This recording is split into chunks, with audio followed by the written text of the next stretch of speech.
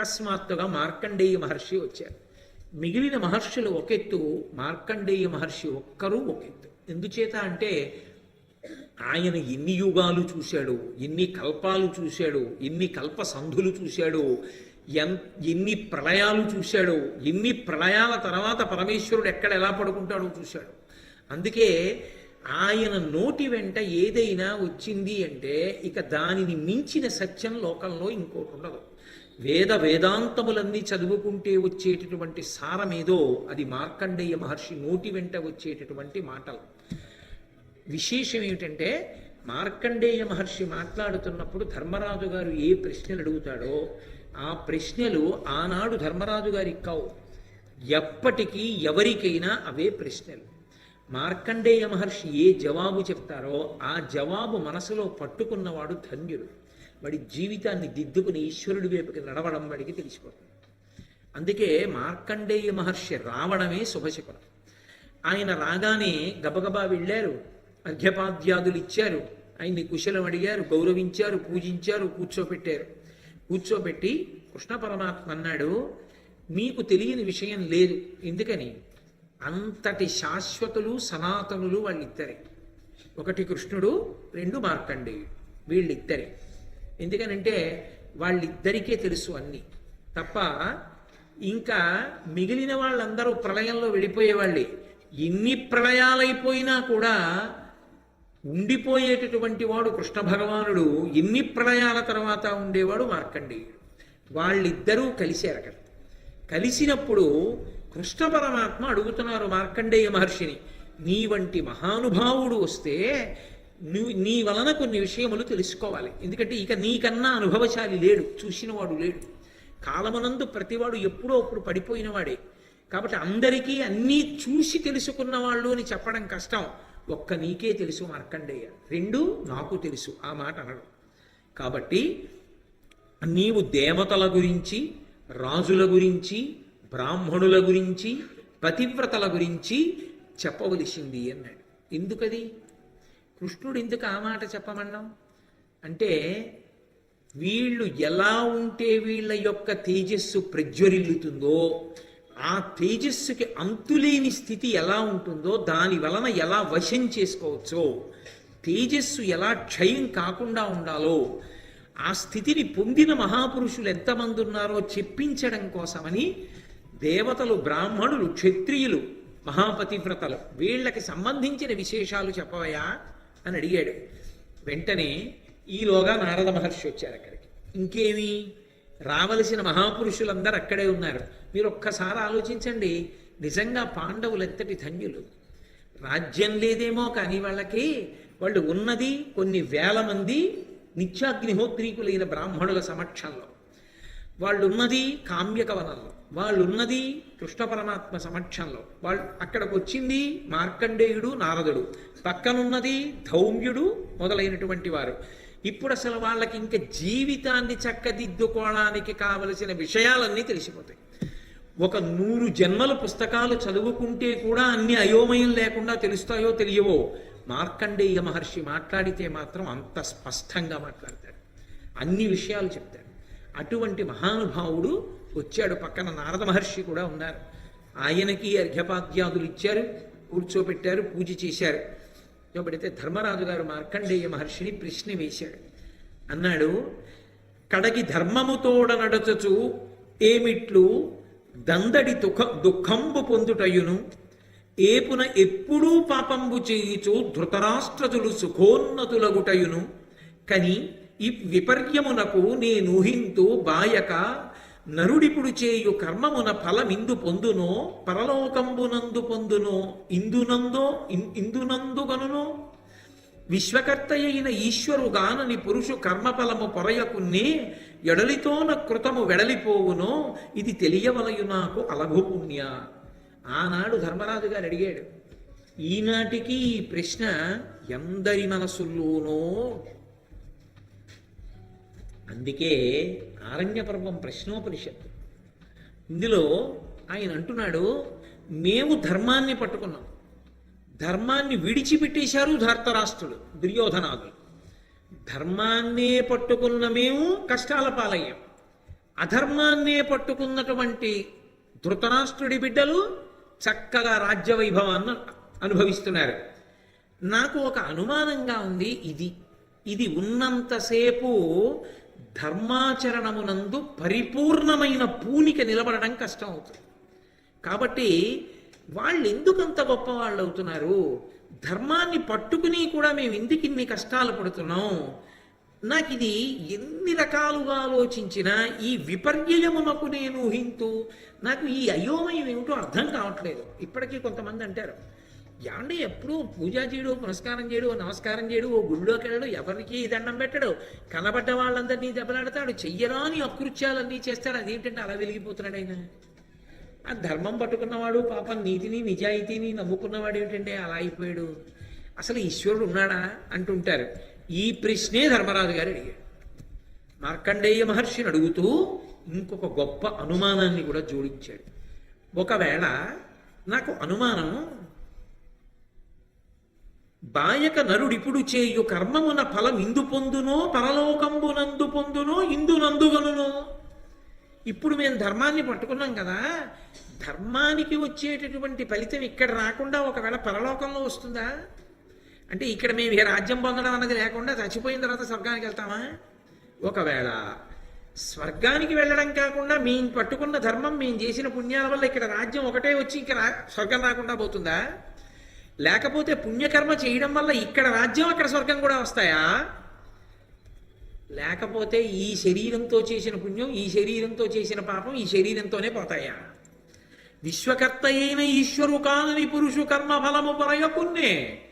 ఎవరో ఆయన నిర్ణయం చేశాడంటున్నారు పరమేశ్వరుడు. ఆయన్ని చూసిన వాళ్ళు ఎవరో ఎక్కడో కోట్ల మందిలో ఒక్కడున్నాడు. మేమెవరం చూడలేదు. మేమెవ్వరం చూడనటువంటి ఆ పరమేశ్వరుడి శాసనానికి అనుగుణంగా మేం చేస్తున్నటువంటి పుణ్యకర్మలు ఏ ఉన్నాయో అవి ఒడలితోన కృతము వెడలిపోవునో. మేం చేసిన పనులన్నీ మాతోనే పోతాయా? లేకపోతే మాతో వస్తాయా ఉత్తర జన్మలకి? ఇది తెలియవలయు నాకు అలఘు పుణ్య. నాకు ఇది తెలుసుకోవాలని కోరికగా ఉంది. ఇప్పుడు ఈ ప్రశ్నకి జవాబు తెలుసుకోవాలన్న కోరిక లేనివాడు ఎవరు ఉంటాడు నాకు చెప్పండి? అందరికీ ఇదే అనుమానం.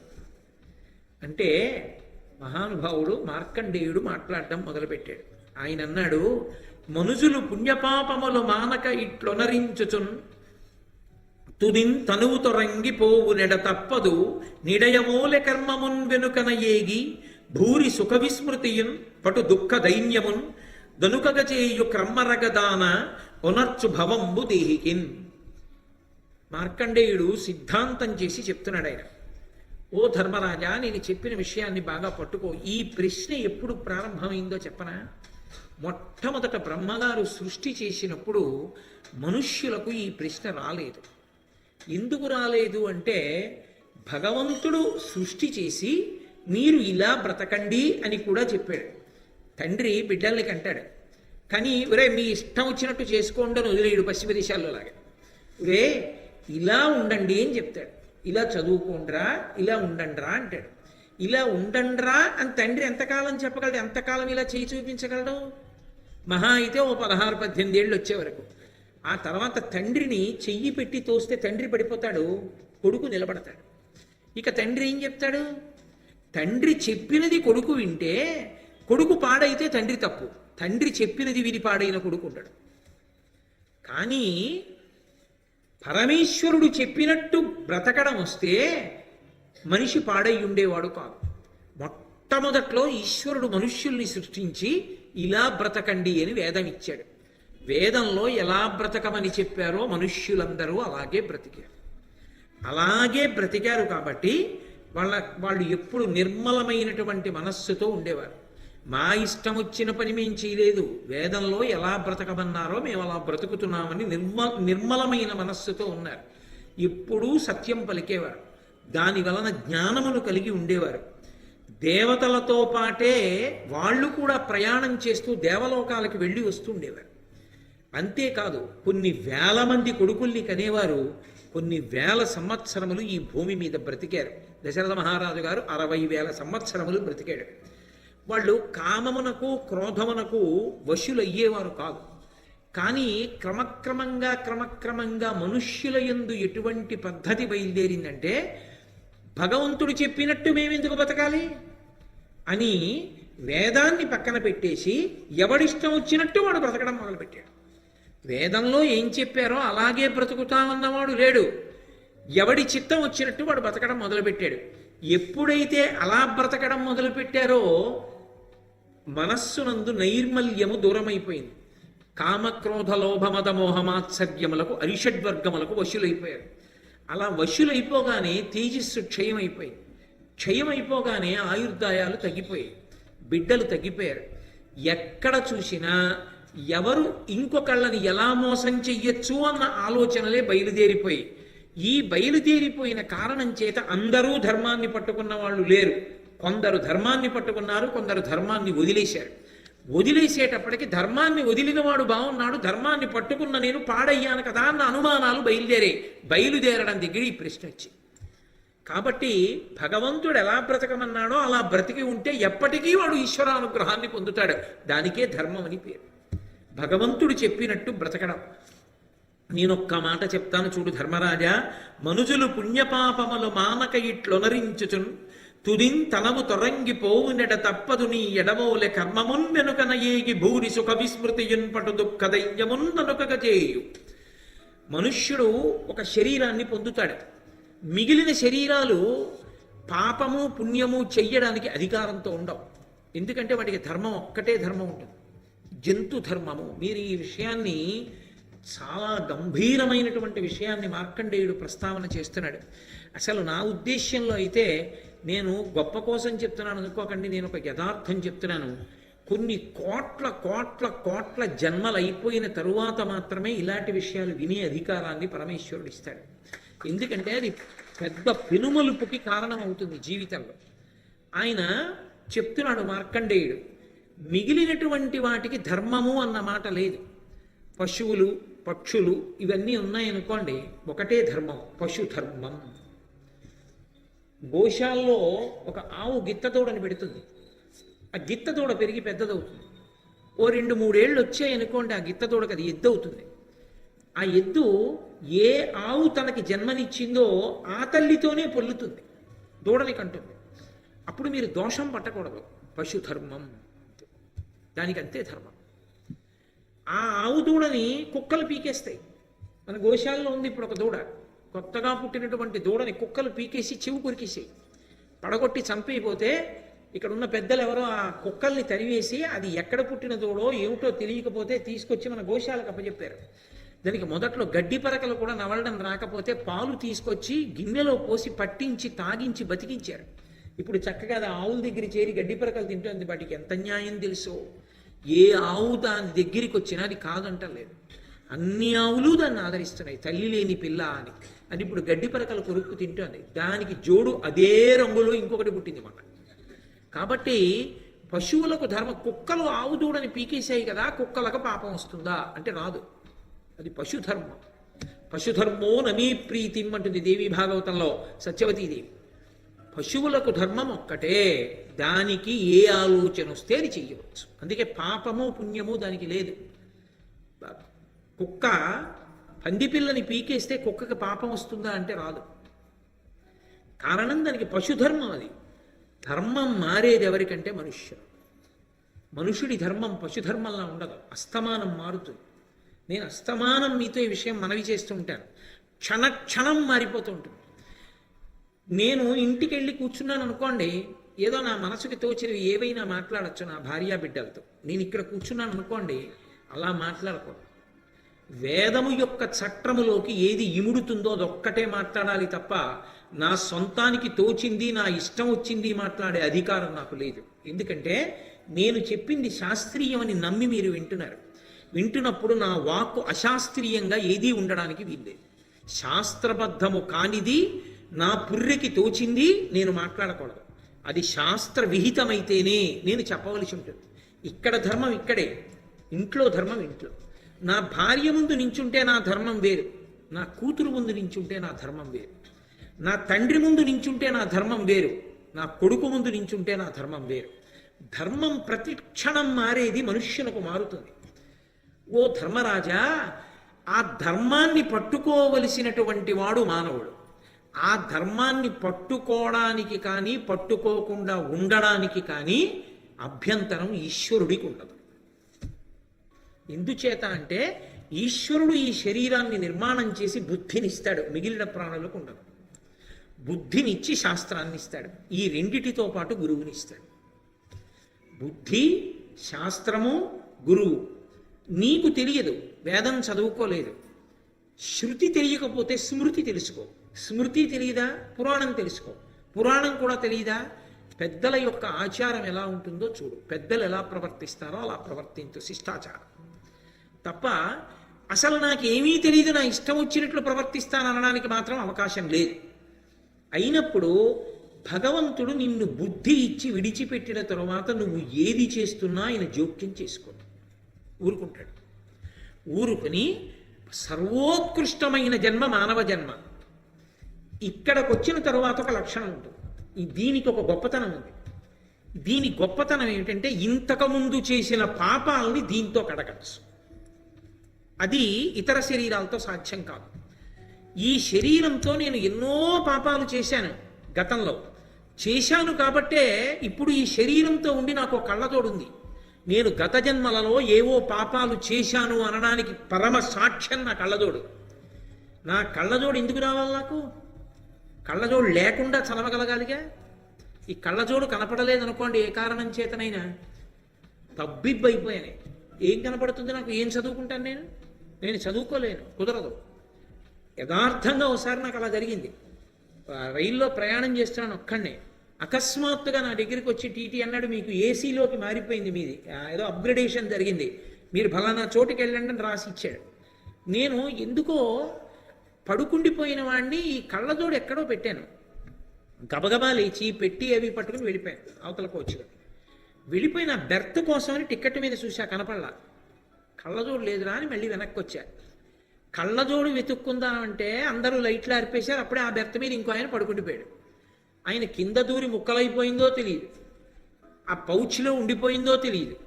కళ్ళజోడు లేకపోతే నా బెర్త్ నెంబర్ కూడా నాకు కనపడదు. ఎలా అంటే, నేను ఎందుకు చెప్పానంటే ఈ ఉదాహరణ, కంటికి చూడగలిగిన శక్తి పరిమితం అయిపోబట్టి కదూ ఆ బాధ వచ్చింది. అది అలా ఎందుకు ఉంచలేదు ఈశ్వరుడు? మధ్య మధ్యలో నేను ఎందుకు ఇబ్బంది పడుతుంటాను? ఏదో చేసిన పాపం ఈ బలహీనత వల్ల పోతూ ఉంటుంది ఆ కష్టం రూపంలో. కాబట్టి చేసిన పాపాలు ఉన్నాయి, ఆ పాపాలని ఈ శరీరంతో కడగాలి. ఎలా కడగచ్చో తెలుసా?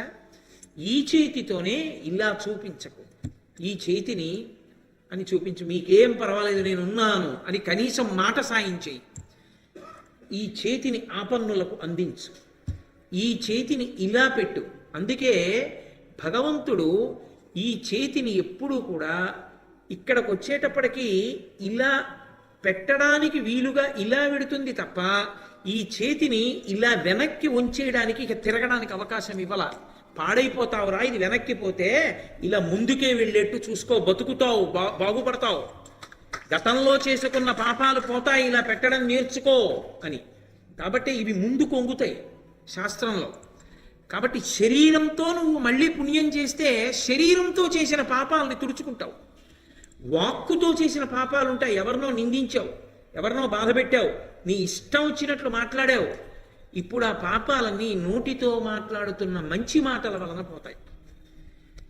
గతంలో మనసుతో ఏవో పాపాలు చేశావు, ప్రత్యక్షంగా చేయకపోయినా వాడిని పట్టుకు కొట్టేస్తే నిజంగా వాడి ముక్కు వెంట నిత్తురు కారిపోతే అని మనసుతో ఊహించావు. ఇప్పుడు మనసుతో మంచి పని చేయి.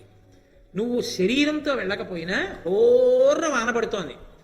అయ్యప్ప స్వామి దేవాలయంలోకి వచ్చి ప్రదక్షిణం చేసి కృష్ణ పరమాత్మని, పరదేవతని, అలా దత్తాత్రేయ స్వామిని, అలా మెట్లెక్కి పైకెక్కెళ్ళి సింధూరం రంగుతో ఉన్నటువంటి గణపతిని, అలా తిరిగి వచ్చి నిలబడిన సుబ్రహ్మణ్య స్వామిని, ఇలా వచ్చి ఆ గంటల మధ్యలో ధ్వజస్తంభాన్ని, అలా ముందుకెళ్ళి యోగపట్టంతో కూర్చున్నటువంటి అయ్యప్ప స్వామిని, ఆయన పక్కన వెలుగుతున్నటువంటి దీపాలని, దీపాల కాంతులలో స్వామి వైభవాన్ని, ఆ పక్కన ఉన్న అరుగుల్ని, రోజూ జరిగేటటువంటి గణపతి హోమం వేదికని, మహాభారత ప్రసంగాలు జరుగుతున్నటువంటి వేదికని, కూర్చున్నటువంటి భాగవతుల్ని అందరినీ మనసుతో ఊహ చెయ్యి.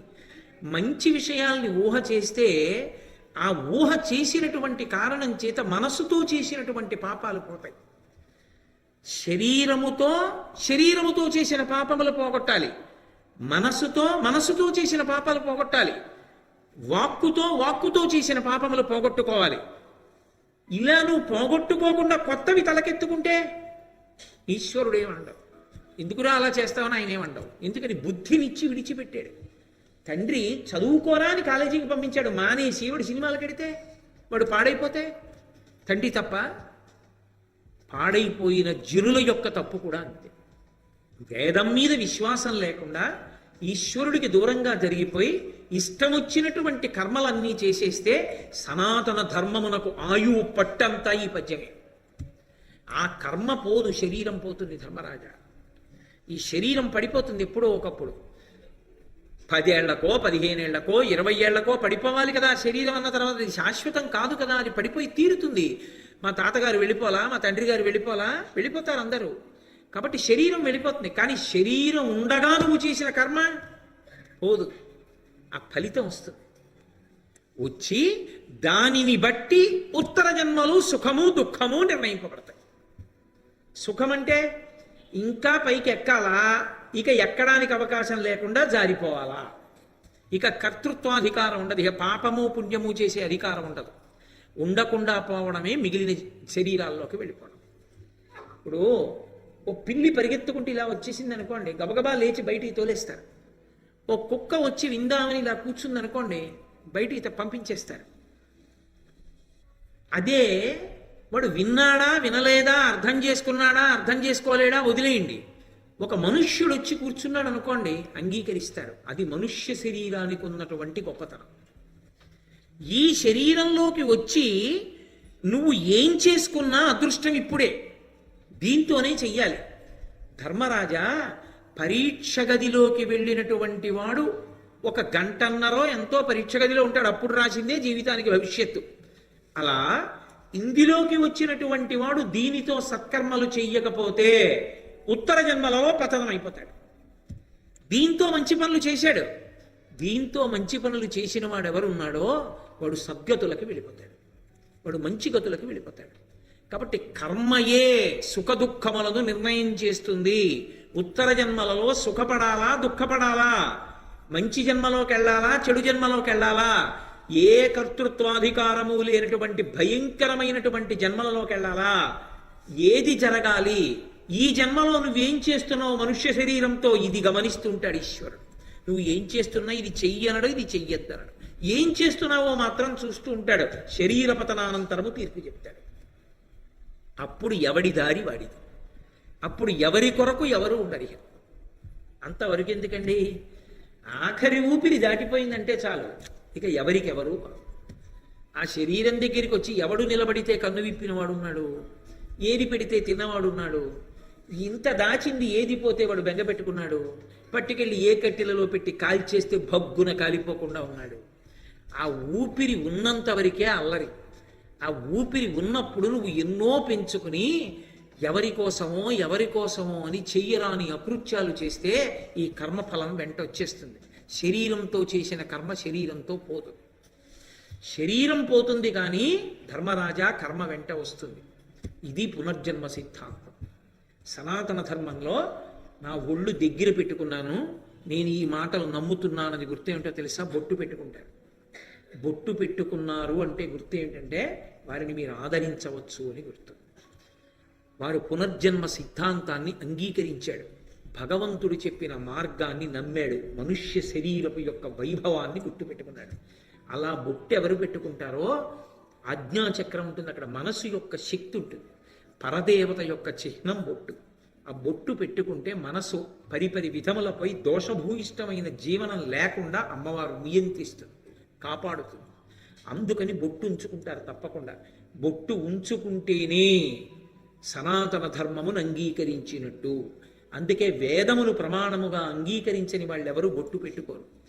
అందుకే మహాభారతం వినడానికి ఎంతమంది వచ్చారు అన్నదాన్ని బట్టి సనాతన ధర్మం వృద్ధిలో ఉన్నది అని నమ్మరు. మహాభారతానికి వచ్చిన వాళ్ళల్లో బొట్టు పెట్టుకున్న వాళ్ళు ఎంతమంది అన్నదాన్ని బట్టి వాళ్ళకి నిజంగా అనురక్తి ఉన్నవాడో లేడో తెలుసు.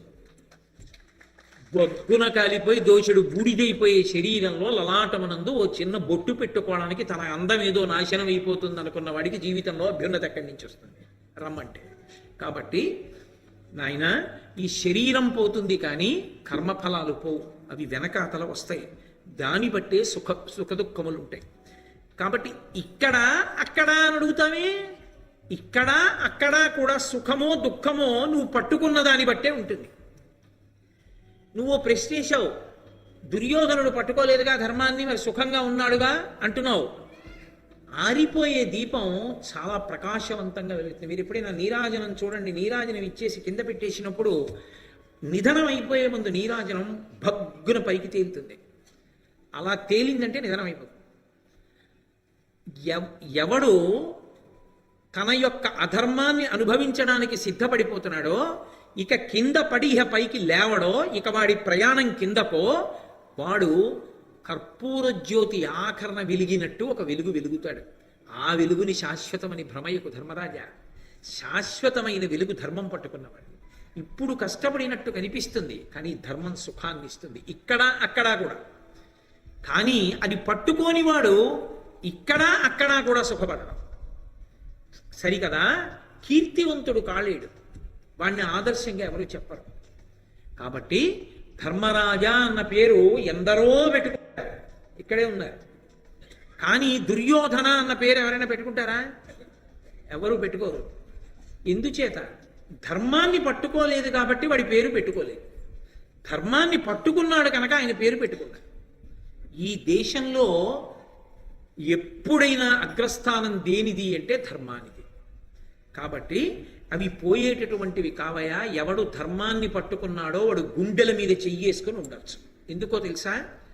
వాళ్ళు ఇక్కడ సుఖపడతారు, పైన సుఖపడతారు. ధర్మం వదిలిన వాడు సుఖపడినట్టుంటాడు కానీ రెండిటికీ భ్రష్టమైపోతాడు. అది గుర్తుపెట్టుకో ధర్మరాజా. మార్కండేయుడు ఎవరు? ఎన్ని యుగాంతములో చూసినవాడు. ఇక ఆయన కన్నా సత్యం చెప్పేవాడు లేడుగా. ఎన్ని చూసినవాడు ఆయన, ఎన్ని పునర్జన్మలు చూసినవాడో. మనకంటే మన గత జన్మ తెలియదు, వచ్చే జన్మ తెలియదు. ఇన్ని తెలిసిన మార్కండేయుడు చెప్పినా నేను అమ్మనన్నవాడికి చెప్పగలిగిన వాడు లేడు. కాబట్టి విను మనుజునకి ఎవ్విధమున తన చేసిన సుకృత దుష్కృతంబులు నెరయందనకు అనుభవింప పాలివి తనువు సెడుం కాని కర్మతతి సెడదనగా. తను చేసినటువంటి పాపము కానీ తను చేసిన పుణ్యము కానీ తాను అనుభవించి తీరవలసినదే. ఈ శరీరంతోనా ఇంకో శరీరంతోనా పక్కన పెట్టేశాయి. జీవుడు మాత్రం వాడే. ఈ జీవుడు ఈ శరీరంలోంచి బయటికి వెళ్ళిపోయే ముందు మూట కట్టేసుకుంటాడు. ఆ ప్రయాణ లక్షణమే, జీవుడి లక్షణమే బయట మనకుంటుంది. అందుకే చూడండి, పెట్టి సర్దుతాం. ఎక్కడికన్నా వెడుతున్నాం అంటే పెట్టె సర్దుకుంటాం. పెట్టె సర్దుతాడు, జీవుడు కూడా సర్దుతాడు. జీవుడు పెట్టి సర్దేటప్పుడు ఏం చేస్తాడో తెలుసా? ముందు ఇంద్రియముల యొక్క శక్తులను వెనక్కి తీసుకుంటాడు, లాక్కుంటాడు. కంటికి చూసే శక్తిని, చెవికి వినే శక్తిని, ముక్కుకి వాసన చూసే శక్తిని, నాలుక యొక్క రుచి శక్తిని, చర్మం యొక్క స్పర్శ శక్తిని వెనక్కి లాక్కుంటాడు. లాగి మనసులో పెడతాడు. మనసులో పెట్టి ఇప్పుడు ఈ మనసు వాసనా బలాన్ని పట్టుకుంటుంది. ఇందులో ఉన్నంత కాలం దేన్ని పట్టుకున్నాడో దాన్ని స్మరిస్తూ ఉంటుంది. ఇంకా అందుకే ఎటువైపుకి తను వెడుతున్నాడనడానికి ఎవడికి వాడికి గుర్తేది అంటే కళ ఒక్కటే. కళలో ఏం కనపడుతోందో దాన్ని బట్టి చెప్పేసేయచ్చు. దేని మీద మనసు ఉండిపోయిందో దాన్నే మనసు కళలో చూపిస్తుంది. కళలో అక్కర్లేని విషయాలు కనపడుతున్నాయంటే ఈశ్వరాభిముఖం చెయ్యాలి. కళలో కూడా భారతం కనపడుతోంది, పద్యాలు కనపడుతున్నాయి, అవే ఏవో చెప్పుకుంటున్నాడు, దాని గురించి అల్లరిపడుతున్నాడు అంటే బెంగపెట్టుకోక్కర్లేదు. ఎందుకని అంటే ఇదే అలవాటు ఉండిపోతుంది. చివర ఇంద్రియ వాసనల్ని మనసు పట్టుకుంటుంది, మనసు వాసనా బలాన్ని పట్టుకుంటుంది. పట్టుకుని ఎట్నుంచి పారిపోదామని చూస్తుంది. భాగవతంలో మీరు విన్నారు, ప్రజ్వరుడు అని వస్తాడు. వాడు కోట శిథిలం చేస్తాడు. ప్రజ్వరుడు అంటే జ్వరం, వ్యాధి. వాడు కోట యొక్క సంధిబంధములను విడగొట్టేస్తాడు. ఇక కాళ్ళు చేతులు అవి కదలవు. అప్పుడు అందుకే కొడుకొచ్చి నాన్నగారండి నాన్నగారండి నరుస్తాడు. అంటాడు కానీ వినపడదు. ఎందుకనంటే తీసేసుకుంది, జీవుడు వెనక్కి తీసేసింది వినేశక్తిని. ఇంకే కొడుకు తులసి నీళ్ళు పోయడం ఏమిటి? నువ్వెందుకు తాగలా? ఈశ్వరుడి పాదాల మీద పోసి తీర్థం ఎందుకు పుచ్చుకోవాలా? ఉన్నప్పుడు పాడిపోయడం ఎందుకు? కర్మ. హాయిగా నువ్వు నారాయణ నారాయణ నారాయణ నారాయణ నారాయణ నారాయణ అంటూ చక్కగా సాలగ్రామం మీద నీళ్లు పోసి శ్రీ మహావిష్ణు పాదోదకం పావనం శుభం అని నువ్వే పుచ్చుకుంటే గొడవ వదిలిపోనుగా. ఒంట్లో ఓపిక ఉన్నప్పుడు వదిలేసావా 70 ఏళ్ళు 80 ఏళ్ళు కొడుకు తులసి నీళ్లు పోస్తేనేమో నరుప ఎందుకు వచ్చి నల్లది లాగి బారేస్తాడు జీవుడు. లాగి బయటికి వెళ్ళిపోవాలి. ఇంకెందుకు శిథిలం అయిపోయింది కోట. ఇక ఊపిరి తీయట్లేదు. మనసు ఊపిరి మీద ఆధారపడుతుంది. ఆగిపోతుంది వేగం. బయటికి వెళ్ళిపోవాలి తొందరగా. అందుని వెతుక్కుంటూ ఉంటుంది. ఈశ్వరుడు అప్పుడు శాసనం చేస్తాడు. పైకి వెళ్ళొచ్చా చూస్తాడు. ఊర్ధ్వముఖ చలనం చెయ్యాలి అంటే పుణ్యబలం ఉండాలి. శాస్త్రమునందు నమ్మకం ఉండాలి. గురుపాదముల యందు గౌరవం ఉండాలి. అది ఉన్నవాడు ఊర్ధ్వముఖ చలనాన్ని అంగీకరిస్తాడు. లేనినాడు అధోముఖంగా చలనం చేసి కిందకెళ్ళి వెతుక్కుంటుంది దారి. వెతుక్కుని కనీసం స్వేదరంధ్రంలోంచి వెళ్ళిపోతాడు. అంతే. తెరిచిన కళ్ళు తెరిచో మూసిన కళ్ళు మూచో అరమోట్పు కన్నులో ఆగిపోతాడు. ఎప్పుడు అయిపోతాడు ఎవరికీ తెలియదు. చటుక్కున అయిపోతుంది. అయిపోయిన తర్వాత జీవుడు వాడే. ఈ జీవుడే చేసిన పాపపుణ్యాల్ని బట్టి పోతాడు ఇంకో శరీరంలోకి. అక్కడ అనుభవిస్తాడు. ఇక్కడ ఒకరికి పెట్టింది లేదు, అక్కడ తినడానికి ఉండదు. ఆకలి బాధ అప్పుడు. ఒక్కనాడు ఒక్కళ్ళకి మంచినీళ్ళు ఇచ్చింది లేదు, దాహం బాధ అప్పుడు అనుభవిస్తాడు. కాబట్టి ధర్మరాజా, ఈ శరీరంతో చేసినవి ఇక్కడ పోతాయనుకోకు. ఈ శరీరంతో చేసినవే తర్వాతకు వస్తాయి. శరీరం పోతుంది, చేసినవి మాత్రం మూట కట్టుకుని ఎడతాడు. అందుకే మహానుభావుడు కంచికామకోటి పీఠాధిపత్యం వహించిన మహాపురుషులు పరమాచార్య సభలకెడితే ఒక్క విషయం అడిగేవారు. మీకు అది ఇస్తాం ఇది ఇస్తామంటే నాకు వద్దు, కాషాయం కట్టుకున్నా నాకెందుకు, ఇస్తానన్నారుగా నేను అడుగుతాను ఇస్తారా అని అడిగేవారు. ఏమిమ్మంటారు చెప్పండి. ప్రతిరోజు మీకున్నటువంటి 24 గంటల్లో 2 నిమిషాల సమయాన్ని నాకు ఇచ్చేస్తారా? ఇచ్చేస్తున్నాం. 2 నిమిషాలు నాకు ఇచ్చారు. ఏ 2 నిమిషాలైనా పర్వాలేదు. ఆ 2 నిమిషాలు మీవి కావు. కాబట్టి రోజు 2 నిమిషాలు శ్రీరామనామని చెప్పండి అనేవారు. ఉద్ధరించడానికి కనీసం ఆయనకి ఇచ్చే మాట తప్పుతామనైనా నామని చెప్పి ఉద్ధరణ పొందుతాడు. కాబట్టి ధర్మరాజా, చేసిన కర్మ పోతుందని అనుకోవద్దు. కర్మయే పునర్జన్మని నిర్ణయిస్తుంది. ఒకప్పుడు పరమాచార్య స్వామి గారు సంచారంలో ఉన్నారు. సనాతన ధర్మమునకు చెందని ఒక వ్యక్తి పునర్జన్మ సిద్ధాంతాన్ని అంగీకరించిన ఆవిడ పరమాచార్య స్వామి వారి దగ్గరికి వచ్చి, ఈ జన్మలో చేసుకున్న పాపపుణ్యములను బట్టి ఉత్తర జన్మ ఉంటుందని మీరు ఎలా చెప్తారని అడిగింది. ఆయన నవ్వి అన్నారు, ఈ పక్కనే ప్రసూతి హాస్పిటల్ ఒకటి ఉంది, అందులోకి వెళ్ళి ఎన్ని గదులున్నాయి, ఎంతమంది చేరారు, తల్లిదండ్రులు ఎవరు, ఎంతమంది పుట్టారు రాసుకుని రేపు రా అన్నారు. ఆవిడ వెళ్ళి రాసుకొచ్చింది. ఏం రాశావు అన్నారు. మొట్టమొదట ఉన్న 5 ఏసీ రూమ్స్. ఆ ఏసీ రూమ్స్లో ఉన్నవాళ్ళు మొట్టమొదట ఆయన కలెక్టర్ గారు, రెండో ఆయన ఎస్పీ గారు, మూడో ఆయన జాయింట్ కలెక్టర్ గారు, 4గో ఆయన పెద్ద ఐశ్వర్యవంతుడు వ్యాపారస్తుడు, 5ో ఆయన జన్మతః ఐశ్వర్యవంతుడు. వీళ్ళకి బిడ్డలు పుట్టారు. 5 ఏసీ రూమ్స్లో ఉన్నారు. ఇంకొక 5 మామూలు గదులు, రోహిణీ కార్తె అయినా కరెంట్ ఉంటే ఫ్యాన్ మీద నమ్మకం ఉన్న గదులు. ఆ గదుల్లో ఏదో పాపం ఎల్డీసీలు వాళ్ళ గదుల్లో ఆ గదుల్లో వాళ్ళు పుట్టారు. ఒక ఆవిడికి ప్రసవం అయిపోయింది, పచ్చం తినడానికి కూడా లేదు. అందుకని ఆ పక్కనే తెర కట్టి బల్ల మీద పడుకోబెట్టి పురుడు పోశారు. వీళ్ళకి పుట్టారు పిల్లలు. అయితే ఏమిటంటారన్నారు. పరమాచార్య స్వామి గారు నవ్వి, నువ్వే చెప్పావు అన్నారు. ఆవిడ వెంటనే లేచి ఆయన కాళ్ళ మీద పడిపోయింది. చేసుకున్నది ఉన్నది కాబట్టే కలెక్టర్ గారికి కొడుగ్గా పుట్టాడు, చేసుకున్నది ఉన్నది కాబట్టే ఎస్పీ గారికి కొడుగ్గా పుట్టాడు. చేసుకున్నది లేదు కాబట్టే పాపం ఆ పిచ్చి తల్లికి పాలివ్వడానికి పచ్చం తినడానికి కూడా లేని దరిద్రురాలికి కొడుగ్గా పుట్టాడు. ఎవడు చేసుకున్నది ఏదో అర్థమైందా పునర్జన్మలో? మహాప్రభో అర్థమైందని ఆవిడ కాళ్ళ మీద పడిపోయింది. కాబట్టి కర్మ వెంట రాదు అనుకోవడం పొరపాటు. ఏది చేశావో అది నీ వెంట వస్తుంది, వచ్చి తీరుతుంది. అసలు అది లేనివాడు ఎవడిష్టం వచ్చినట్లు వాడు ఉంటాడండి. అసలు అది లేదనుకోండి, ఇంకా శాసనం ఏంటి? ఎవడిని ఎవడ ఆపగలడు నాకు చెప్పండి? ఆపలేరు. ఈశ్వరుడు సృష్టి అయోమయంతో చెయ్యడు. వేదాన్ని ఇచ్చినప్పుడు ధర్మాన్ని ఆయన పెట్టకుండా వదిలిపెట్టేస్తే బలమున్నవాడు బలహీనుడిని కొట్టేయడండి. కొట్టేస్తాడు, అయిపోతుంది అంతే. ఇంకా ధర్మం అన్నది లేకపోతే, శిక్ష అన్నది ఈశ్వర వ్యవస్థలోనే లేకపోతే అది అయోమయం కాదు. పునర్జన్మయందు కర్మ సిద్ధాంతం లేకపోతే ఎవడికెవడు భయపడతాడు? ఎందుకు భయపడతాడు? దానికి అసలు ఆలోచన లేదు. ఇంకంటే ఈశ్వరుని యొక్క వ్యవస్థ యందు ఒక అయోమయత్వం ఉంది అని చెప్పడానికి కారణం అవుతుంది. దాన్ని నిర్మూలించి మాట్లాడుతున్నాడు మార్కండేయుడు. ఇది ప్రాణం సనాతన ధర్మానికి. ధర్మరాజా అంటే బెంగ పెట్టుకోకు, నువ్వు చేసిన ధర్మం నిన్ను కాపాడుతుంది. అదే మహాభారతానికి తీర్పు. అయిపోయిందా? ఎలా బతికాడు అన్నది కాదు, ఎంత భయపడుతూ బతికాడు. 13 ఏళ్ళు ఉన్నాడు దుర్యోధనుడు. 13 ఏళ్ళు బెంగే. ఎన్ని కష్టాలు పడ్డాడో పాండవులను అవమానిద్దామని. అనుకున్నప్పుడల్లా వాళ్ళు ఇంకా తేజస్సు పొందారు. వార్తలు వస్తూనే ఉన్నాయి. అర్జునుడికి పాశుపతాస్త్రం వచ్చేసింది, శివదర్శనం అయిపోయింది, ఇంద్రుడి దగ్గరికి వెళ్ళిపోయాడు, భీమసేనుడు కొండ చెలవ నుంచి బయటపడిపోయాడు, ధర్మరాజు గారి తీర్థయాత్రలు అన్నీ చేయించాడు. తనేం తింటున్నాడు? ఏం తింటే అరుగుతోంది, ఏం పడుకుంటే కునుకు పడుతోంది. వాళ్ళు ఏం చేస్తున్నారు? ఎంత సంతోషంగా ఉన్నారు? ఎక్కడున్నారు? ఎంతమంది మహాత్ముల దర్శనాలు పొందుతున్నారు? నువ్వు పట్టుకున్న ధర్మానికి సుఖం ఏమిటో కంటికి కనపట్టాలా? వాడు పట్టుకున్న అధర్మానికి ఫలితం ఏమిటో నీ కంటికి కనపట్టాలా? ఎవడు పట్టుకున్న ధర్మం వాడిని కాపాడుతుంది అనడానికి ఇంతకన్నా తార్కాణం ఏం కావాలి? నీకు ఎప్పుడూ ఏడవడానికి ఏదో కారణం ఉండే ఉంటుంది. ఎందుకంటే నీ ఇంట్లో త్రాచుపా ఉంది, అధర్మంతో సంపాదించింది ఉంది. నిన్ను సంతోషంగా ఎందుకు ఉండనిస్తుంది? ఏదో కారణం నీ మనసుని కుందేట్టు చేస్తూనే ఉంటుంది. నీకు బెంగే, నిరంతరం ఆ విషయంలో నీకు బెంగే. కొంతమంది బయటపడచ్చు, కొంతమంది బయటపడకపోవచ్చు. ఎవరి అంతరాత్మకి వాళ్ళు సాక్షి. కాబట్టి ఆయన అన్నాడు, కాబట్టి కర్మ పోతుందని అనుకోవద్దు. ఆ వెలుగు శాశ్వతమైనది కాదు ధర్మరాజా. ధర్మము సల్పుచుందగిలి ధర్మపదంబున చేసి అర్థము పెర్మియుగాంచి ధర్మవిధి వెండిలి అయి ప్రజల సృజించి సత్కర్మములం ప్రశస్తములుగా క్రతువుల ఒనరించు సజ్జనుల్ ధర్మజ ఇందు అందును ముదంబునగాంతురభీష్ట సౌఖ్యముల్. ధర్మరాజా, ఒక మనిషి ఎలా బతకాలో చెప్తున్నాను చూడు.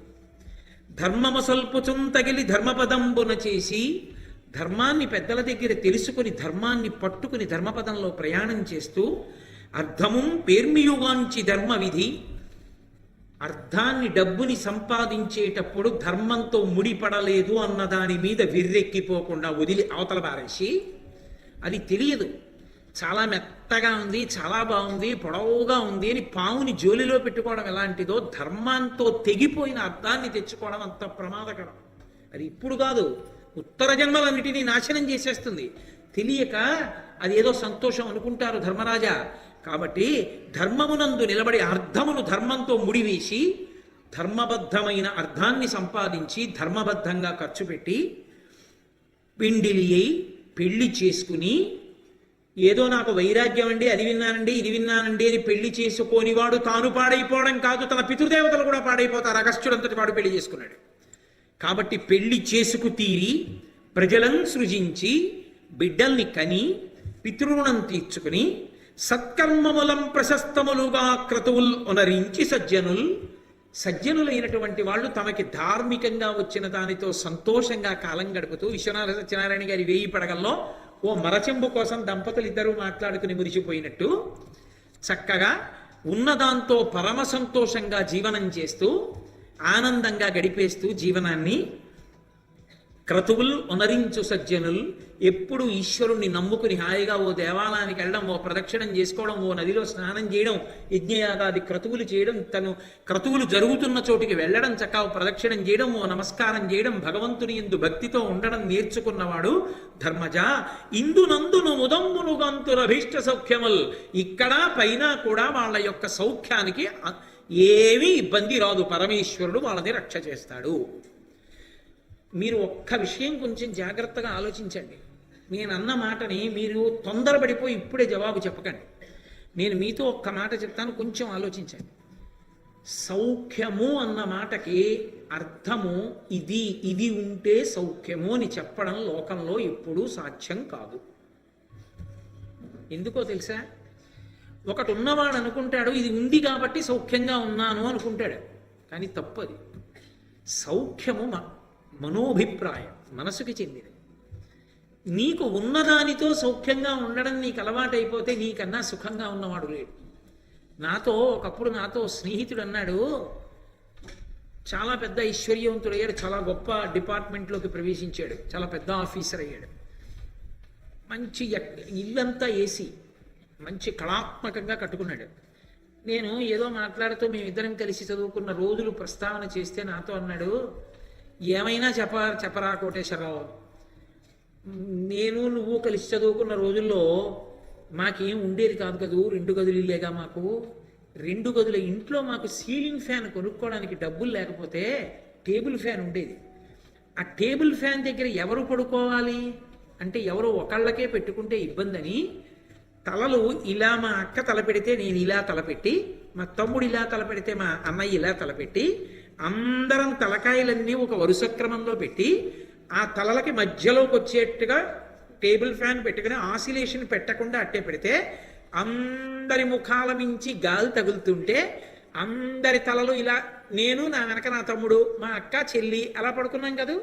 అందరం అక్కడే ఉన్నాం కాబట్టి రాత్రి 10:30 వరకు ఏదో మాట్లాడుకుంటూ నవ్వుకుంటుంటే పడుకుని అమ్మ వచ్చి బుద్ధుందా లేదా 10 పడుకోండి అంటే అప్పుడు గప్చిప్గా పడుకున్న రోజుల్లో పొందినటువంటి ఆ ఆనందం ముందు ఈ ఏసీల్లో లేదురా. ఇప్పుడు అది బరువు అనిపించింది. ఇప్పుడు దీని ముందు దాని ముందు ఇది ఏమీ కాదనిపిస్తుంది. యథార్థం ఎన్ని ఉన్నా ఏమి సౌఖ్యం, ఏమిటో పొరుగే ఏమిటో వెంపర్లాటే, అర్థం ఏముంది, ఏమీ అక్కర్లేదు. ఓ రూపాయి పావల రబ్బర్ బంతి ఒక్కటి ఉంటే చేతిలో 3 గంటల పాటు పరిగెత్తుతూ 7 పెంకు ముక్కలు పేర్చుకుని వాటిని కొట్టుకుంటూ అవుట్ అంటూ నాట్ అవుట్ అంటూ పరిగెడుతూ వాణ్ణి తప్పుకోమని వీడిని తప్పుకోమని మురిసిపోతూ మేము గెలిచామని మేము ఓడిపోయామని ఒళ్ళంతా చెమట పట్టేసి నూతి దగ్గరికి వెళ్ళి ఆ నీళ్ళన్నీ ఎత్తి మీద పోసేసుకుని శుభ్రంగా ఒళ్ళు తుడిచేసుకుని ఇంట్లోకి వెళ్ళిపోతే అమ్మ ఆ పౌడర్ చేతిలో వేసుకుని ఒళ్ళంతా పేత వేస్తుందని అమ్మ చేతుల్లోనూ సంకల్లోనూ ఆ పౌడర్ రాసేసి అమ్మ అన్నం పెడితే మజ్జిగ అన్నంలోకి వచ్చేటప్పటికే కళ్ళు పడిపోతుంటే వెళ్ళి పడుకుని హాయిగా నిద్రపోయినటువంటి సౌఖ్యం ముందు ఏ ఉద్యోగం ఎన్ని లక్షలు సంపాదిస్తే ఉంది. కాబట్టి సౌఖ్యం అనేటటువంటిది మనసులో ఉన్నదే తప్ప సౌఖ్యం అనేది వస్తువుల నుండి ఉద్భుతమయ్యేది కాదు. అందుకని ఆయన అంటున్నాడు, సౌఖ్యము ఈశ్వరుడు ఇచ్చాడు అంటే నన్ను ఏం చేస్తాడు అని అడగకూడదు.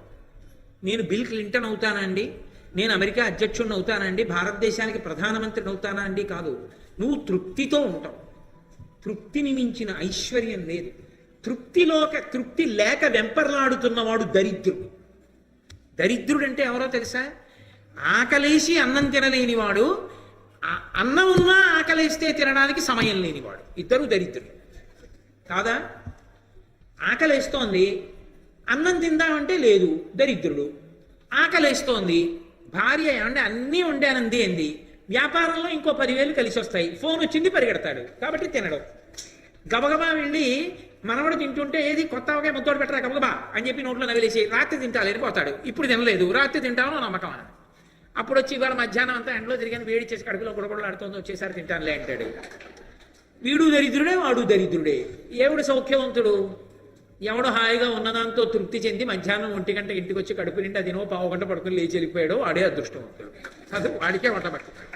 పరిగెత్తి నువ్వేం సంపాదించుకున్నావు? దరిద్రుడు అయ్యావు. నిలబడి వాడేం చేశాడు? సుఖంగా బతికాడు. కాబట్టి సౌఖ్యం సంపత్తిలో లేదు, సౌఖ్యం మనసులో ఉంది. విశ్వనాథ వారి 1000 పడగలు జరిగితే సౌఖ్యం అంటే ఏమిటో అర్థమవుతుంది. మహానుభావుడు సహస్రశీర్ష పురుష, ఆ 1000 పడగలు సహస్ర ఫండ్ అని నరసింహారావు దాన్ని అనువాదం చేశారు. అసలు అది చదివి తీరాలి. భారతీయ సంప్రదాయమునందు దాంపత్యం దాని వైభవం అంటే ఏమిటో చూడాలంటే విశ్వనాథ వారి 1000 పడగలు చదివి తీరాలి. కాబట్టి సౌఖ్యాన్ని పొందుతాడయా ధర్మాన్ని పట్టుకోవాలి తప్ప వాడికి భయం ఉండదు. ధర్మాన్ని విడిచిపెట్టేస్తే ఎన్నొస్తున్నా కడుపులో బెంగగానే ఉంటుంది. కాబట్టి ధర్మరాజా, చేసిన కర్మ ఏమవుతుంది అని అడక్కో. చేసిన కర్మ ఇక్కడా సుఖపెడుతుంది, అక్కడా సుఖపెడుతుంది. నన్నయ్య గారు బాగా నడిపించారు. ఎర్రాప్రగడ గారు మొదట్లోనే ఆపారు మార్కండేయ మహర్షిని తీసుకొచ్చి. వెళ్ళటం లేదు, 4 పద్యాలు అవలా. ఎంత అయిందన్నది కాదు, నేను ఆర్తితో ఎంత చెప్పగలిగానన్నది ప్రధానం. ఏదో ఇన్ని పేజీలు సిలబస్ అదే అని అవ్వకపోతే నష్టమే ఉంది. తుమ్ముకోవడం నువ్వే శ్రీరామ అనుకోవడం, నువ్వే శ్రీరామరక్ష అనుకోవడం అనుకోకండి, అలా అనుకుంటూ ఉంటా. కాబట్టి నీవు చేసిన కర్మ ఎక్కడికో పోతుందని నువ్వు అనుకోకు ధర్మరాజా. చేసిన కర్మలే, అందులో ఉండేటటువంటి పాపపుణ్యములే మనిషిని కాపాడతాయి. అయితే మీరు ఒక్క విషయాన్ని బాగా గుర్తుపెట్టుకోండి. పాపము చెయ్యకుండా ఉండడానికి, పుణ్యము చెయ్యడానికి అవకాశం మనసు కల్పించడానికి 2 మార్గాలు ఉంటాయి. 3వ మార్గం ఉండదు. అంటే మనిషికి చాలా దగ్గరగా వచ్చి నిలబడే మార్గాలు రెండే. అయితే మొదటి దాన్ని ఒప్పుకోవడానికి ఓ ధైర్యం ఒకటి ఉండాలి. అది ఉన్నవాడే దాన్ని ఆలోచించగలడు. ఏరా ఇది వెళ్ళిపోతుందా వెళ్ళిపోదా, నిజం చెప్పేయి. ఫోన్లే ఇప్పుడు కాదు 20 ఏళ్ల తర్వాత అనుకో, వెళ్తుందా? వెళుతుంది. వెళ్ళిన తరువాత ఎవరో ఒకళ్ళకి జవాబు చెప్పాలా ఏం చేశామని అడిగితే?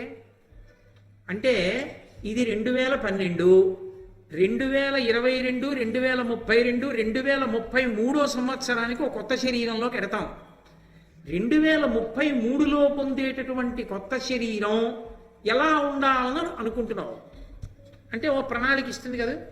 మంచి ఐశ్వర్యం ఉండాలి, మంచి మనసు ఉండాలి, 10 మందిని సంతోషపెట్టాలి, మంచి భార్య ఉండాలి. ఏం చేశామని ఇస్తుందిరా? ఇస్తారా? అయితే ఏం చేయమంటావు? పోనో పని చేయి, ఇవాళ నుంచి ఒక రోజుకి 1 రూపాయి నేను దానం చేస్తాను, లేదా ఎవరితోనైనా కాసేపు మంచిగా మాట్లాడతాను. ఇవాళ నుంచి నేను ఒక సాధన చేస్తా, ఆ మనిషి వెనక ఏకవచన ప్రయోగం చెయ్యను, బహువచన ప్రయోగమే చేస్తా. ఎవరినైనా గౌరవంగా ఆయన అనే మాట్లాడతా, వాడు అనను ఇక నుంచి అను. ఏదో ఒక నిర్ణయం చేసుకుని ఇవాల్టి రోజు రాత్రి పడుకున్నప్పుడు కనీసం నేను ఒక్క మంచి పని చేశానన్న తృప్తితో పడుకుని, పర్వాలేదు ఆయుర్దాయంలో కొంత నేను సంపాదించుకుంటున్నాను, బయట పాస్బుక్లోకి లోపల జీవుడి పాస్బుక్లోకి కూడా పడుతున్నాయి అన్న తృప్తి ఉంటే పుణ్యం మీద అనురక్తి ఉంటుంది కాదు. ఇది వెడుతుందంటే ఇది వెళ్ళి తీరుతుంది అంటే ఓ నమ్మకం చేసుకోవాలి కదరా. మరి రాకపోతే ఎక్కడి నుంచి వస్తుంది? ఇది ఉంటే కదా చేయడం. ఇది పడిపోతే మళ్ళీ చేయడం ఎలా? చెప్పేవాడు ఎవడు దొరుకుతాడు? చేయడానికి అవకాశం ఏది? ఓ కుక్కను 11 రూపాయలు దానం చేయమంటే చేస్తుందా? అక్షయ తృతీయ జలభాండం దానం చేయంటే కుక్క చేస్తుందా? చేస్తే పుచ్చుకుంటారా? మనిషే కదా చెయ్యాలి. ఒరే ఓ నీటి కుండ కూడా ఇవ్వకపోతే మన బతుకు ఏమైపోతుందిరా? ఇద్దాం, తెగిద్దాం 11 రూపాయలు ఇవ్వాలా అనైనా తెగించాలి కదా ఎప్పుడప్పుడు. కాబట్టి జీవుడి కోసం తెగించి పుణ్యం చేయడం మొదలు పెట్టాలి అంటే ఒకటి తన శరీరము యొక్క అశాశ్వతత్వమును విచారణ చేస్తుంటాడు. అందుకు శంకరాచార్యుల వారికి చికాకు వచ్చింది ఒకసారి. అరే అసలు నేను ఉండిపోతానన్నట్టు ప్రవర్తిస్తాడు ఏంట్రా ప్రతివాడు? నళినీదలగత జలమతి తరళం తత్వజీవితమతి జయ చపలం విద్ధిర్వ్యాధ్యభిమానగ్రస్తం లోకం శోకచ హంత సమస్తం అన్నారు. చెయ్యి, ఏం లోకం రా ఇది, చచ్చిపోయింది నా దృష్టిలో. ఇందువల్ల నళినీదలగత జలమతి తరళం, తామరాకు మీద నీటి బొత్తంత చెంచలం ఈ శరీరం. మొన్న రాత్రి ఉపన్యాసానికి వచ్చినవాడు నిన్న తెల్లవారకట్టలేడు. కాబట్టి నళినీదళగత జలమతి తరళం తత్వజీవితం అతిశయ చపలం, జీవితం అంత చపలం. విద్ధిర్వ్యాధ్యభిమానగ్రస్తం, ఈ లోపల చెయ్యవలసింది వదిలిపెట్టేస్తున్నాడా? ఇంకా ఎవరో మావాళ్ళు దాని మీద తాపత్రయం పడిపోతున్నాడు, ఒంట్లో ఏమో బాగోలేదు దానికోసం ఏదో బాధపడిపోతున్నాడా తప్ప అసలు బాధపడవలసిన దాని గురించి బాధపట్టలేదురా. వచ్చే జన్మ ఉందని ఆలోచించడే ఎవడు? కాబట్టి విద్ధిర్వ్యాధ్యభిమానగ్రస్తం లోకం శోకచ హంత సమస్తం, ఈ లోకం శోకంతో హతమైపోయింది, చచ్చిపోయింది అన్నారు శంకరాచార్య గారు. అని మళ్ళీ ఆయనే నేనే కోప్పడితే ఎలా అని కాతే కాంత కస్తే పుత్ర సంసారో యమతీవ విచిత్ర కస్యత్వం కక్కుతయాయాత తత్వం చింతియ తదీయభ్రాత. ఒక్క ప్రశ్నేస్తాను చెప్పు, మీ ఆవిడెవరు? మా ఆవిడ నాకు తెలియకపోవడం ఏంటండి, ఫలానా మా అత్తగారు మామగారు అమ్మాయి. మీ అత్తగారి కడుపులోకి రాకముందు ఏమో నాకేం తెలుసు? మీ పిల్లలు పోని మా పిల్లలు అంటున్నావుగా, మా ఆవిడ కడుపులోంచి వచ్చారు. మీ ఆవిడ కడుపులోకి రాకముందు, మా ఆవిడ కడుపులోకి రాకముందు ఏమో నాకు తెలియదు, పోన్లే వాళ్ళ గురించి తెలియదు. కస్యత్వం, నువ్వెవరు? ఎక్కడి నుంచి వచ్చావు? మా అమ్మ కడుపులోకి వచ్చానంటే ఎక్కడి నుంచో కడుపులోకి వచ్చానే. గుళ్ళోకి వచ్చానంటే గుళ్ళోకి ఎక్కడి నుంచో వచ్చానా? మా అమ్మ కడుపులోంచి వచ్చానంటే మా అమ్మ కడుపులోకి ఎక్కడి నుంచో వచ్చానా? అక్కడికి మళ్ళీ వెళ్ళాలా వద్దా? నిరాహార నివిష్ట బంధుల క్రియం సంసార సంచారుల్ ఒత్తురు కూడి విత్తురు సదా సంగంబులు ఏదొక్కచో. వస్తారు వెళ్ళిపోతారు. ఏదో మంచినీటి కేంద్రం దగ్గరికి వచ్చి ఆ చలివేంద్రం దగ్గర నీళ్లు దాకా అడిపోయేవాడు అడిపోతాడు, ఇటుపోయేవాడు ఇటుపోతాడు. కాబట్టి ఎచ్చట నుండి వచ్చే నచ్చటికి పోవుట నైజము ప్రాణికోటికి. ఎక్కడి నుంచి వచ్చాడో అక్కడికి పోవద్దు, పోతారయ్యా దీనికి బెంగ పెట్టుకుంటామే అంటారు భాగవతంలో. అలా మరి నువ్వు ఎక్కడి నుంచి వచ్చావో నీకు తెలియదే. రావడం తెలియని వాడివి వెళ్ళిన తర్వాత ఏమవుతుందోనైనా ఇప్పుడు తెలుసుకోకపోతే నీ జీవితం ఎలా మారుతుంది? కాబట్టి ఒకటి, దీని తర్వాత అన్నప్పుడైనా మంచి పనులు చేయడానికి పుణ్యం మీద అనురక్తి కలుగుతుంది. 2, ఈశ్వరుడు అన్నవాడు ఒకడు ఉన్నాడా అంటే యథార్థంగా అంగీకరించారనుకోండి ఉన్నాడు ఎక్కడున్నాడు? మా ఇంటి పూజా మందిరంలో ఉన్నాడు. కనీసం రోజు వెడతావా పూజా మందిరంలోకి? ఆయన దగ్గరికి వెళ్ళి నువ్వు నిలబడడానికి నీకు యోగ్యత ఉండాలా? లోపలికి పూజా మందిరంలోకి తలుపు తీసుకుని ఇలా నమస్కారం చేసి కుడికాలు లోపల పెట్టి వెడుతుంటే ధైర్యంగా సంతోషంగా నేను అర్హతతోనే వస్తున్నాను స్వామి మీ దగ్గర కూర్చుని మిమ్మల్ని అర్చన చేయడానికి అని వెళ్ళగలగాల? ఆయన ఒకలా బతకమన్నాడు, నువ్వు అలా బ్రతకట్లేదని తెలుసు. నిన్న ఏం చేశావో నీకు తెలుసు. నీ చెప్పక్కర్లేదు, నేను మీకు చెప్పక్కర్లేదు, మీరు నాకు చెప్పక్కర్లేదు. నాది నాకు తెలుసు, మీది మీకు తెలుసు కదా. కానీ ఈశ్వరుడికి నేను చేసింది మీరు చేసింది తెలుసు. నేను ఇవాళంతా ఏం చేశానో రేపు పొద్దున్న నేను పూజామందిరంలోకి వెళ్ళినప్పుడు ఈశ్వరుడికి తెలియదు. నేను పంచి ఒకటి అందంగా గోచి పోసి కట్టేసి కుర్చీళ్ళు ఎట్టేసి ఓ ఉత్తరీయం వేసుకుని విభూతి ఎట్టి బొట్టెట్టేసి లోపలికి వెళ్ళిపోయి పాదయోహ పాద్యం సమర్పయామి అన్నాను అనుకోండి, కాళ్ళు తీసేయడు. చెయ్యి నీ చేత్తో నీళ్లు పోయికు కాళ్ళ మీద అంటాడు. ఏమి స్వామి ఏం చేశావు నిన్నంతా చేతులతో? నాకు తెలియదు అనుకుంటున్నావా? నే చెప్పినట్టు బతకవు. నాకు పూజ ఎందుకురా? నా అనుగ్రహం నీకు ఉంటుందా? నా అనుగ్రహం ఉంటే నీకు మనశ్శాంతి ఉంటుంది. నా అనుగ్రహం లేదు కాబట్టి నీకు మనశ్శాంతి లేదు. నువ్వు ఉంటుందనుకుని ఏవో తెచ్చుకుంటున్నావు అధర్మంతో. కాబట్టి అవి నమ్ముతాయని అలాగే బతుకు. వద్దు నా దగ్గరికి రాకంటాడు. అసహ్యించుకుని పక్కకి తిప్పుకుంటాడు. చూడండి ముభావంతో ఉంటారు. ఏమైనా పలకరించారనుకోండి అంతే, ఏం వివరణ చేయరు. అంటే అసహ్యం అన్నమాట, విసుగు. ఈశ్వరుడు పూజా మందిరంలో కూడా అలాగే ఉంటాడు. వీడు లోపలికి వెళ్ళేటప్పటికి రారా రారా రారా రారా రే నేను చెప్పినట్టు ఎంత తాపత్రయపడుతున్నావు అని నువ్వు ఏం చేసావో నాకు తెలుసుదా, పోయి కాళ్ళ మీద పోసుకో అని ఆ కాళ్ళ మీద పోసిన నీళ్లు తీసి ఇలా తల మీద పోసుకో, లోపలికి పుచ్చుకో. నేను ఉన్నానురా నీకు అన్నాడు అనుకోండి, మీకు ఇంకేం కావాలి? అలా అనిపించుకోవడానికి నాకు అర్హత ఉండాలి. ఉన్నాడు పూజా మందిరంలో అని నమ్మితే ఒకరోజు తప్పు చేస్తారు, కొంచెం సిగ్గుగా ఉంటుంది. లోపలికి వెళ్ళగానే తలుపేసి మిగిలిన వాళ్ళు చూడకపోయినా ఈశ్వర నిజమే నిన్న నేను ఈ తప్పు చేశానండి, ఏమనుకోవద్దు, బలహీన పడిపోయాను, నేను అలా చేయకుండా నన్ను కాపాడండి, చంపలు వేసుకున్నావు. అలా ఎన్నాళ్ళు వేసుకుంటావు? ఒకసారి 2 సార్లు 3 సార్లు 10 సార్లు 15 సార్లు నీ కొడుకునే నువ్వేమంటావు? ఎరా బుద్ధి లేదా? ఇన్ని మాటలు అంటే అన్ని మాటలు చంపలేసుకుంటావు, నాన్నగారండి సరిగా ఉంటానంటావు అంటావే. మరి నువ్వు ఈశ్వరుడి దగ్గర ఇలా ఎన్నాళ్ళు చెప్తావురా? అలా చంపలేసుకోకుండా ఉండేటట్టుగా 1 వారం రోజులు పూజా మందిరంలోకి, ఒక 7 రోజులు, ఈ ఆదివారం నుంచి శనివారం వరకు పూజా మందిరంలో చంపలేసుకునే పని చేయను అని ప్రారంభం చేయగలవా? పుణ్యం వైపుగా పెడతాం. 1 ఈశ్వరుడు ఉన్నాడన్న నమ్మకం, 2 ఈ శరీరము శాశ్వతము కాదన్న విశ్వాసం. ఈ రెండిటిలో ఏదో ఒకటి ఉంటేనే మంచి వైపుకి ఎడతాడు. ఈ 2 లేని నాడు కృతకం. అది గాలిపడకకి మా చిన్నతనంలో తోక అంటించవలసి వస్తే ఇంట్లో జిగురు అడిగితే అస్తమానం ఎట్లా తోకలు అంటించడానికి ఇవ్వమనేవారు. అంటే ఏం చేసేవాళ్ళం అంటే ఇంట్లో అమ్మ చూడకుండా ఆ అంట్లు తీసుకొచ్చి పడేసిన దగ్గరికి వెళ్ళి కొద్దిగా నీళ్లలో తేలుతున్న మెతుకులు తీసి ఆ జిగురే అంటించేవాళ్ళం. ఆ గాలిపడ కొంచెం పైకి వెళ్ళేప్పటికీ ఆ తోక ఊడిపోయింది. ఎందుకంటే బాగా నానిపోయిన మెతుకులు అవి అంటుకునేవి సరిగ్గా తోక ఊడిపోయింది బరువుకి. అలా అసలు ఏదో ఒక విధానం ద్వారా పట్టుకొనిది గాలిపటానికి అంటించిన ఉమ్ముతడి తోక, అది ఊడిపడిపోదు. అది పూనికతో ఎందుకు నించుంటుంది? అది నించోదు, ఈశ్వరుడి వైపుకి ఆభిముఖ్యాన్ని పొందదు. పొందనప్పుడు ఎలా ఉత్తర జన్మల్లో మంచిని పొందుతాడు? కర్మ పోదుగా, వెంట వచ్చేస్తోందిగా. కాబట్టి ఆ 2 మార్గములు అని చెప్తుంది వేదాంతం. ఆ రెండిటి ద్వారా ప్రయత్నం చేయి. మార్కండేయ మహర్షిగా నేను భారతంలోంచి కాదు, కానీ ఆయన ప్రతిపాదనగానే స్వీకరిస్తున్నాడు. ఎందుకంటే కర్మ వచ్చి తీరుతుంది అని ఉంది కాబట్టి. కాబట్టి ధర్మరాజా ధర్మాన్ని పట్టుకుంటే ఎందుకు ఇలా అయిపోయానో, ఆయన ఎందుకు అలా అయిపోయాడన్న ప్రశ్న లేదు. ఇప్పుడు నీకు అర్థమైందా? నువ్వే సుఖంగా ఉంటావు కూడా, ఇక్కడే కాదు అక్కడ కూడా. అలా ఉన్నప్పుడు నీకేమిటి బెంగ? ఇంకా ఇక్కడున్న సుఖం అక్కడున్న సుఖం. కొందరు చూడండి, ఓ కొడుకు కాకినాడలో ఉన్నాడు, ఓ కొడుకు హైదరాబాద్లో ఉన్నాడు. ఓ 6 నెలలు ఈ కొడుకు దగ్గర ఉంటాడు, ఒక 6 నెలలు హైదరాబాద్లో ఉంటాడు. హైదరాబాద్లో ఉండి కాకినాడ కొడుకు మీద నేరాలు, కాకినాడ కొడుకు దగ్గర ఉంటే హైదరాబాద్లో కొడుకు మీద నేరాలు చెప్తే ప్రమాదం తప్ప. నా అదృష్టం అండి, కాకినాడ కొడుకు దగ్గరికి వెడితే పొంగిపోతాడు వాడు, హైదరాబాద్ కొడుకు దగ్గర ఉంటే పొంగిపోతాడు వీడు. నాన్నగారండి వెళ్ళొద్దంటాడు వీడు, నాన్నగారండి వెళ్ళొద్దంటాడు వాడు. ఇద్దరూ ఒకలాంటి కొడుకులే. ఒక్కడికైనా ప్రేమ తక్కువ ఉంటే బాగుండేది, ఒక్కడికి ప్రేమ తక్కువ లేదు, అందులో 6 నెలలు ఇక్కడ 6 నెలలు అక్కడ ఉంటున్నానండి అంటాడు.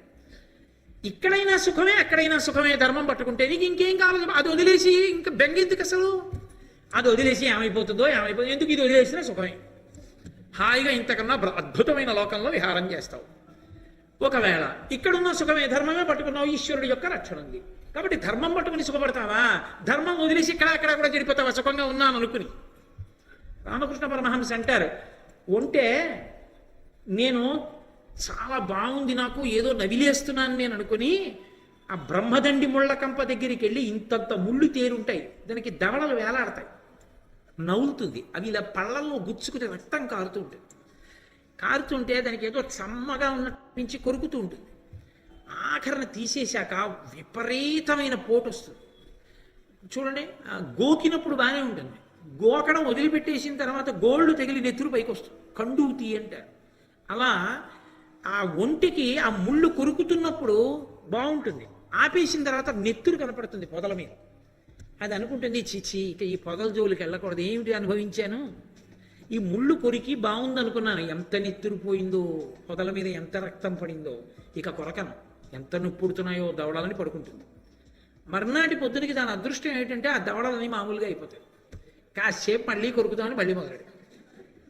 అధర్మము చేత సుఖపడతాననుకున్న వాడికి ఒక వ్యామోహం కలుగుతుంది, ఇన్ని రకాలుగా ఇన్ని తెస్తున్నాను కదా నాకు ఎందుకు సుఖం ఉండదు అనుకుంటాడు. ఈశ్వరానుగ్రహం అన్నది ఒక్కట్లేదు కాబట్టి ఎన్ని ఉన్నా ఏడవడానికి ఒక కారణం ఉంటుంది. ధర్మం ఒక్కటి ఉంది, ఎన్ని లేవని ఊళ్ళో వాళ్ళు అనుకున్నా నువ్వు సంతోషించడానికో కారణం ఉంటుంది, ఎప్పుడూ సంతోషంగా ఉండడానికి కారణాలు ఉంటాయి. కాబట్టి ధర్మరాజా ధర్మాన్ని విడిచిపెట్టకూడదు, కర్మ ధర్మబద్ధమై ఉన్నవాడు అదృష్టవంతుడు అని. ఆ ధర్మాన్ని పట్టుకున్న వాళ్ళు ఎంతంత అద్భుతమైన స్థితులను పొందారో.